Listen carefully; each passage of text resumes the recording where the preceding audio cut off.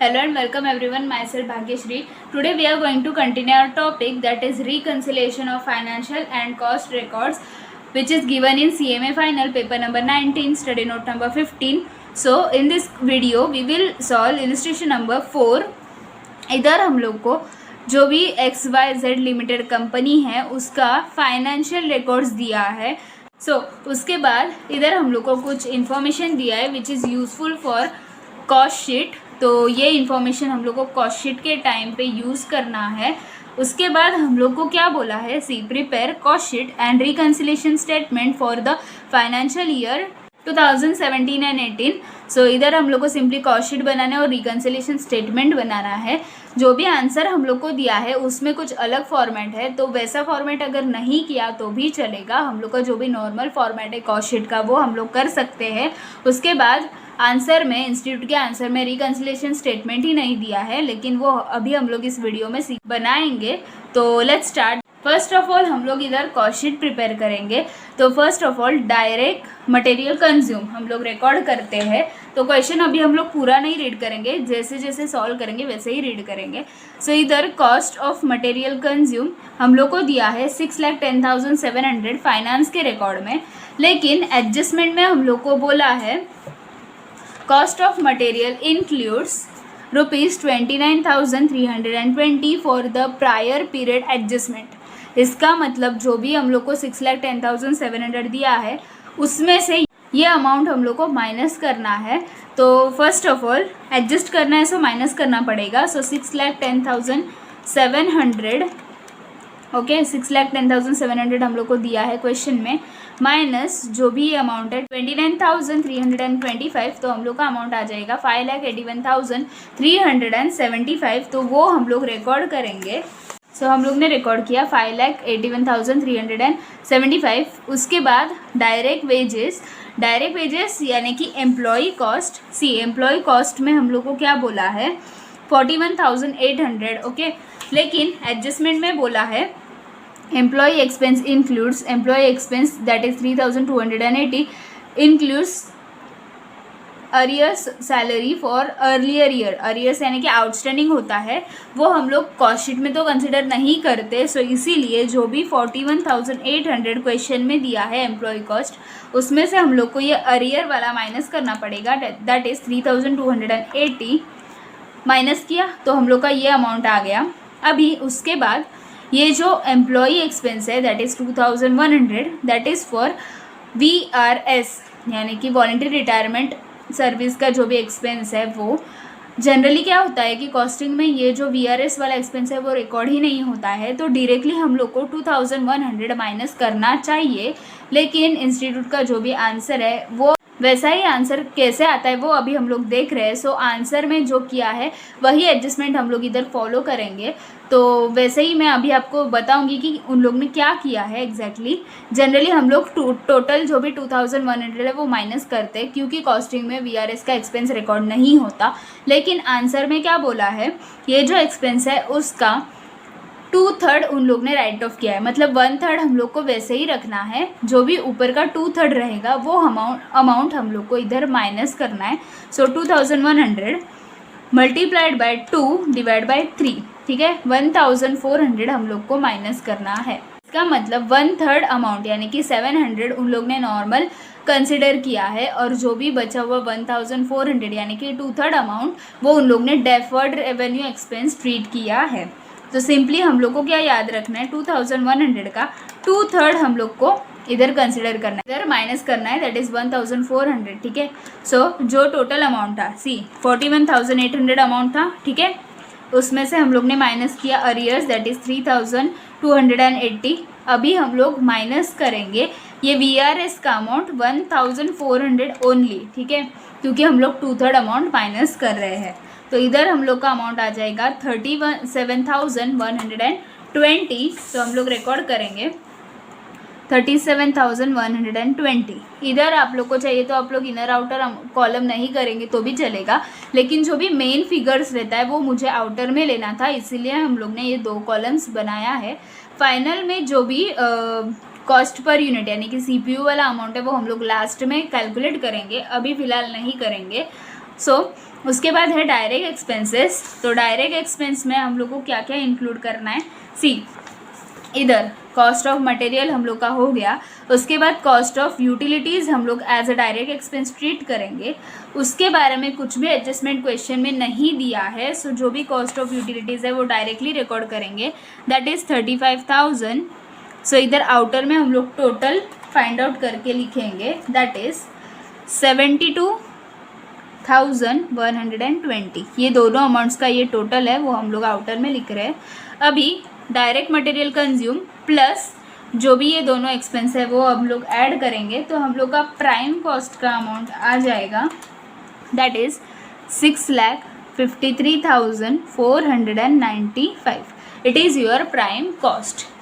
उसके बाद हम लोग का आता है फैक्ट्री ओवरहेड्स। तो फैक्ट्री ओवरहेड्स में हम लोग को क्या क्या ऐड करना है, सी कॉस्ट ऑफ मटेरियल हो गया, कॉस्ट ऑफ यूटिलिटीज़ हो गया, उसके बाद एम्प्लॉय कॉस्ट का भी एडजस्टमेंट हो गया। अभी फाइनेंस कॉस्ट है, फाइनेंस कॉस्ट यानी कि एडमिनिस्ट्रेशन वाला पार्ट आता है तो वो इधर नहीं आएगा।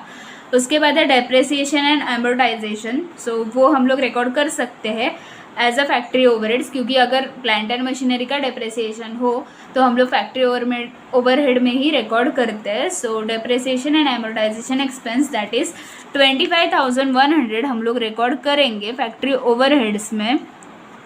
उसके बाद अदर एक्सपेंसेस बोला है, तो अदर एक्सपेंस में तो अदर एडमिनिस्ट्रेशन एक्सपेंस भी आएगा, सो ये जो पार्ट है वो हम लोग एडमिनिस्ट्रेशन एक्सपेंस में रिकॉर्ड करेंगे।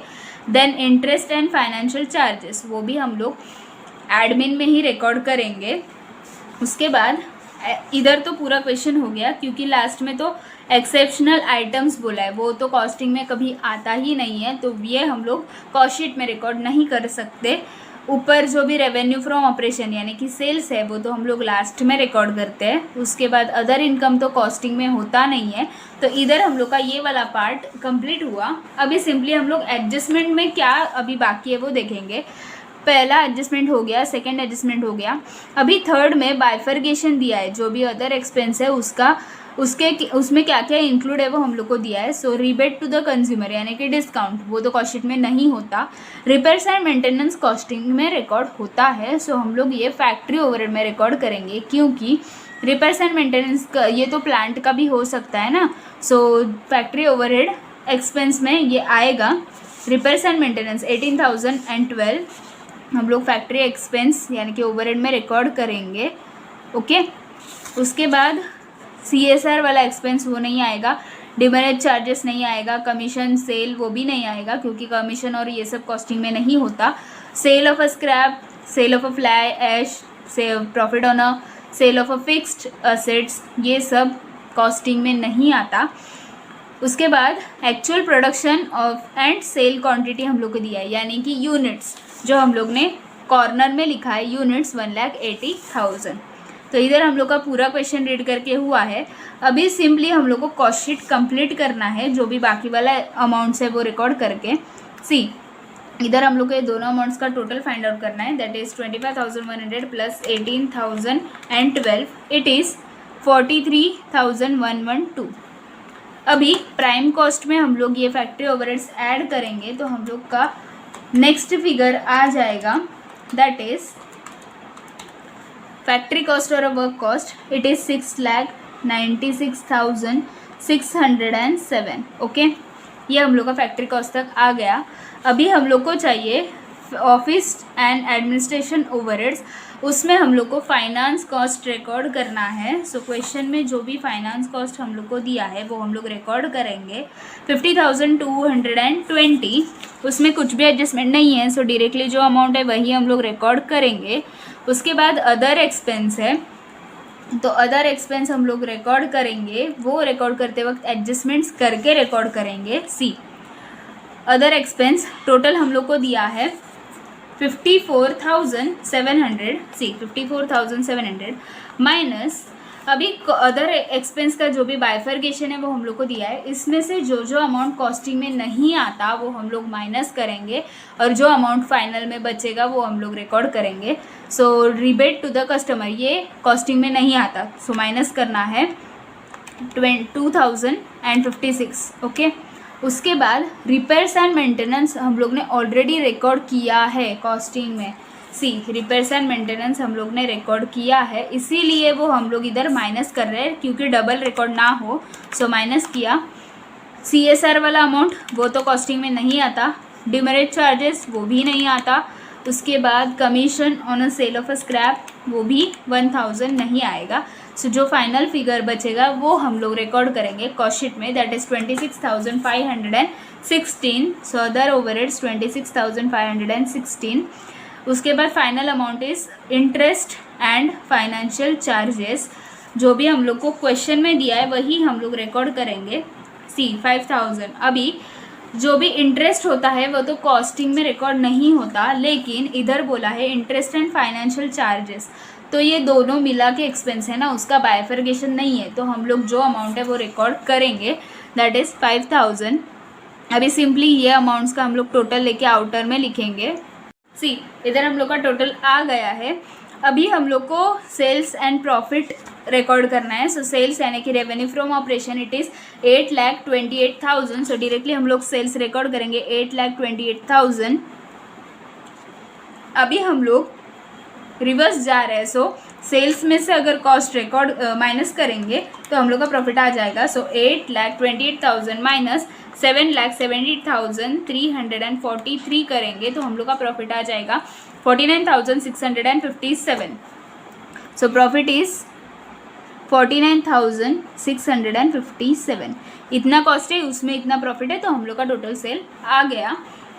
सी अभी इधर हम लोग CPU वाला अमाउंट फाइंड आउट कर रहे हैं, तो सिंपल है, इधर जो अमाउंट है वो लेके डिवाइड बाय यूनिट्स करेंगे तो हम लोग का CPU आ जाएगा। सो मैं आउटर वाला अमाउंट जो भी है उसी के लिए ये CPU बना रही हूँ, आपको चाहिए तो आप इनर वाला भी लेके कर सकते हो। So first amount is 5,81,375 divide by जो भी यूनिट्स है वो, दैट इज़ 1,80,000। सो हम लोग का CPU आ जाएगा 3 हम लोग राउंड अप कर सकते हैं, सो 23। Okay, next is 72,120 divide by 1,80,000, it is 0. Round up 40 तक करेंगे, सो 0.40। Next is 6,53,495 divide by 1,80,000, it is 3.63। Next 43,112 divide by 1,80,000, it is 0. अभी हम लोग राउंड अप 24 तक करेंगे। उसके बाद 6,96,607 divide by 1,80,000, it is 3.87। Next is 81,736 divide by 1,80,000, it is 0.45। Next is 7,78,343 divide by 1,80,000, it is 4.32। Okay, अभी प्रॉफिट भी वैसे ही करना है। 49,657 divide by 1,80,000, it is 0.2 round up करके 8 तक आएगा। उसके बाद sales 8,28,000 divide by 1,80,000, it is 4.60। चलिए तो हम लोग क्रॉस चेक भी कर सकते हैं। 4.60 माइनस 0.28, सी इट इज़ 4.32। तो हम लोग का कॉस्ट का जो भी CPU है वो आ गया। इसका मतलब हम लोग का जो भी कैलकुलेशन है वो सही है। अभी हम लोग रिकन्सिलेशन स्टेटमेंट बनाएंगे। तो क्वेश्चन में जो भी हम लोग का फाइनेंशियल प्रॉफिट दिया था वो सी प्रॉफिट हम लोग को दिया था 17,680। इधर हम लोग ने प्रॉफिट रिकॉर्ड किया 17,680। अभी हम लोग जो भी डिफरेंट अमाउंट है कॉस्टिंग में और फाइनेंस में वो फाइंड आउट करके फाइनली हम लोग रिकन्सिलेशन स्टेटमेंट बनाएंगे। सी फर्स्ट ऑफ ऑल सेल्स का अमाउंट और हमारा सेल्स का अमाउंट दोनों सेम ही है, वो सेम ही होता है, तो वो नहीं आएगा। उसके बाद अदर इनकम है, अदर इनकम 42,200 है। सो अदर इनकम तो कॉस्टिंग में नहीं होता है, तो कॉस्ट शीट में वो हम लोग ने रिकॉर्ड नहीं किया। अदर इनकम की वजह से क्या हुआ, फाइनेंस में रिकॉर्ड किया तो फाइनेंस में इनकम ज़्यादा हुआ, यानी कि प्रॉफिट भी ज़्यादा हुआ, लेकिन कॉस्टिंग में ऐसा अदर इनकम कुछ भी नहीं है, तो कॉस्टिंग में तो प्रॉफिट कम ही है।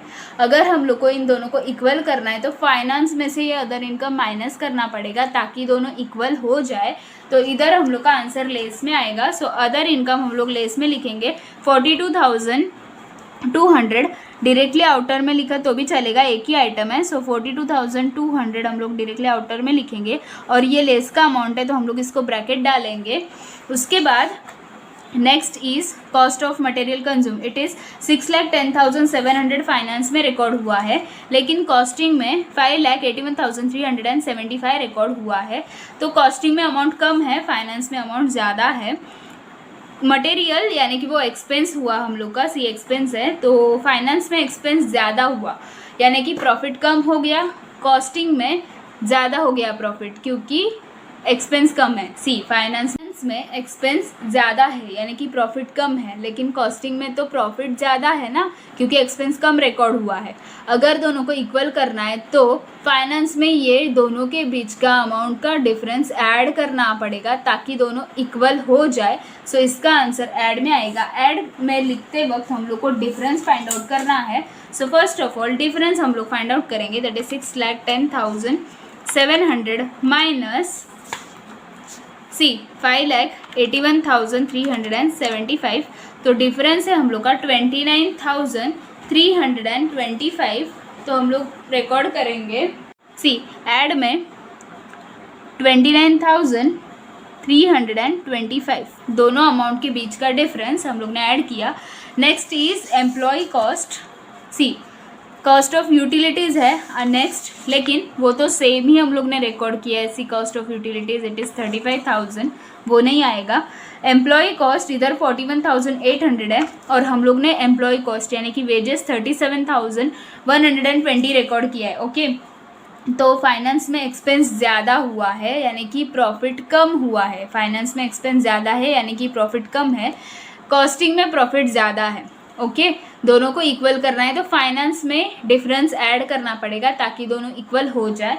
सो इधर भी आंसर ऐड में आएगा, जो भी डिफरेंस है दैट इज़ 41,800 माइनस कॉस्टिंग का 37,120। ठीक है, डिफरेंस इज 4,680, हम लोग को ऐड में लिखना है 4,680। ठीक है, नेक्स्ट है नेक्स्ट है हम लोग का फाइनेंस कॉस्ट, वो तो हम लोग ने सेम ही रिकॉर्ड किया है फाइनेंस एंड कॉस्टिंग में, तो वो डिफरेंस नहीं आएगा। देन डेप्रिसिएशन एंड एमोर्टाइजेशन, वो भी हम लोग ने सेम ही रिकॉर्ड किया है, वो भी नहीं आएगा। अदर एक्सपेंस हम लोग का 54,700 है फाइनेंस में, लेकिन कॉस्टिंग में इट इज़ 26,516। ठीक है, अभी कॉस्टिंग में एक्सपेंस कम है, फाइनेंस में एक्सपेंस ज़्यादा है। फाइनेंस में एक्सपेंस ज़्यादा है यानी कि प्रॉफिट कम है, लेकिन कॉस्टिंग में तो प्रॉफिट ज़्यादा है। अगर दोनों को इक्वल करना है तो फाइनेंस में डिफरेंस ऐड करना पड़ेगा ताकि दोनों इक्वल हो जाए। तो हम लोग का ये तो कंफर्म है कि हम लोग ऐड में लिखेंगे। ऐड में हम लोग अदर एक्सपेंस रिकॉर्ड करेंगे। अभी हम लोग को अमाउंट फाइंड आउट करना है, तो जो भी अमाउंट है दैट इज़ 54,700। ठीक है, माइनस कॉस्टिंग में हम लोग ने कितना रिकॉर्ड किया है वो ध्यान से देखो। ओके, कॉस्टिंग में अदर एक्सपेंस हम लोग ने रिकॉर्ड किया 26,516, वो हम लोग ने माइनस करके लिया। ओके, लेकिन अदर एक्सपेंस में रिपेयर्स एंड मेंटेनेंस भी आता है, वो भी हम लोग ने रिकॉर्ड ही किया है, इधर नहीं किया है, सेपरेटली किया है। इसका मतलब ये जो डिफरेंस आया है उसमें से हम लोग को रिपेयर्स एंड मेंटेनेंस भी माइनस करना पड़ेगा, क्योंकि अदर एक्सपेंस पे हम लोग को रिपेयर्स एंड मेंटेनेंस भी दिया था। तो सिंपली ये जो रिपेयर्स एंड मेंटेनेंस है वो भी हम लोग माइनस करेंगे, दैट इज़ 18,012। तो ये जो फिगर है वो हम लोग एज अ डिफरेंस रिकॉर्ड करेंगे। सो ऐड में अदर एक्सपेंस इट इज़ 10,172। उसके बाद अदर एक्सपेंस तक हम लोग का कंप्लीट हो गया। Then interest and financial charges that is 5,000, वो भी हम लोग ने सेम ही रिकॉर्ड किया है।